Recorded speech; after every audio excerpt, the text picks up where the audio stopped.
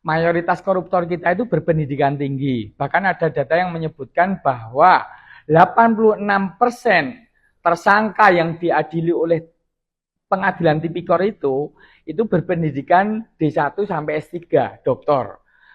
Berarti ada pertanyaan, apakah ada korelasi antara pendidikan tinggi dengan buruknya moralitas? Ya mungkin ada, tapi sebenarnya fenomena ini tidak menyangkut saja dengan gelar loh ya. Mungkin ada 3 faktor di sini. Ada faktor pendidikannya, ada kegagalan dalam sistem pendidikan kita, ada faktor penegakan hukum yang memang lemah, dan ketiga faktor sistem birokrasi kita yang memang sudah rusak dan belum bisa diperbaikin. Ya jadi terjadinya kejahatan itu kan karena adanya peluang.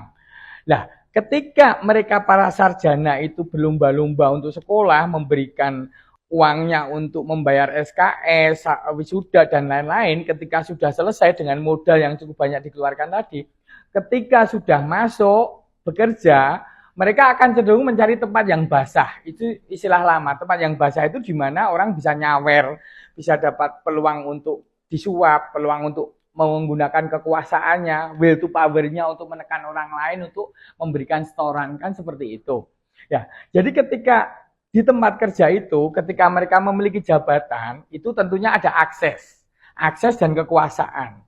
Nah, itu membuatnya tergoda untuk melakukan korupsi. Sedangkan mereka yang berpendidikan rendah tentunya aksesnya kecil dong. Nah, kemudian terkait dengan sistem birokrasi tadi ya, tentunya di dalam entah lembaga pemerintahan atau di perusahaan swasta, di situ tuh ada kebiasaan korupsi yang sudah menjadi budaya dan itu pun berjamaah.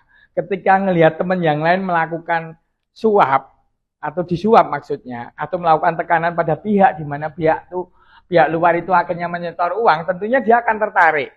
Demikian juga itu tentunya nggak bisa single dong korupsinya, mesti akan melibatkan teman-temannya.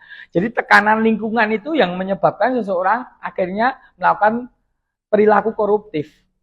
Demikian juga kalau kita analogikan dengan peribahasa ketika orang itu pertamanya masuk bersih, tetapi kerja di tempat yang kotor, tentunya dia akan kecipratan kotoran tersebut, walaupun kotoran itu enak diicipin ya, kalau cipratannya duit ya. Ya jadi ada peribahasa cedak kebo gupak. Ketika dekat dengan kerbau, kita pasti akan kecipratan kotoran kerbau tersebut. Ya, itu jadi dari lingkungannya. Kemudian dari gaya hidupnya. Tentunya gaya hidupnya ketika udah naik kelas itu ada dendam terhadap kemiskinan. Mereka yang sudah naik kelas jadi sarjana dan mendapatkan pekerjaan itu dendam pada masa lalu atau kemiskinannya, entah dari miskin atau kelas menengah atau bahkan mungkin dari kelas kaya pengen lebih kaya lagi kan. Nah, dia dendam terhadap kemiskinan, akhirnya dia berusaha menggunakan kesempatan sisa hidupnya itu untuk mendapatkan sebanyak-banyaknya. Nah, berikutnya gaya hidupnya yang hedon tersebut akan menekan dirinya untuk terus melakukan perilaku koruptif tersebut. Ya, itu dari sisi lingkungan ya. Kemudian dari sisi pendidikannya, dari sisi pendidikan itu, pendidikan Indonesia itu terlalu komersial. Dari sejak TK, SD pun sudah dijual pendidikan tersebut. Jadi malah tidak mengutamakan tentang pendidikan karakter. Harusnya tuh pendidikan itu harus dibekali mata pelajaran anti korupsi dari TK, SD, SMP, bahkan mata kuliah anti korupsi tetap harus ada sampai kuliah.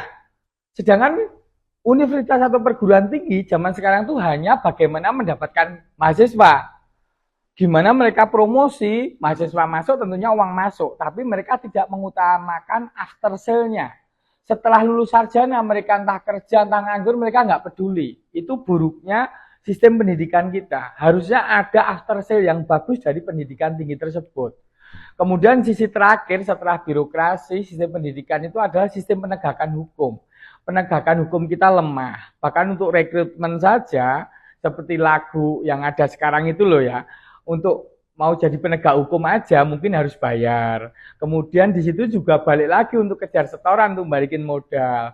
Dan kemudian begitu banyak bias dalam sistem hukum kita.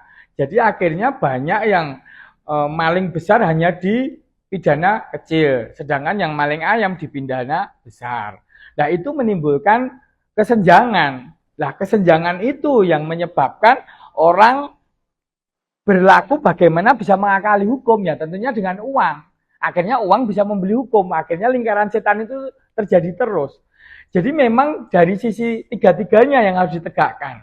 Utamanya sisi penegakan hukum. Ketika si penegakan hukum bagus, ya tentunya sistem pendidikan bisa baik, kemudian sistem birokrasi juga bisa baik. Ya tapi yang penting buat teman-teman yang lihat ini, jangan korupsi. Karena korupsi itu bikin kita mati lebih cepat. Kalau nggak mati lebih cepat, ya hidup lama di dunia ini, tapi penuh dengan marah bahaya, ya penuh dengan penderitaan. Karena uang panas, uang haram itu membuat hidup kita menderita.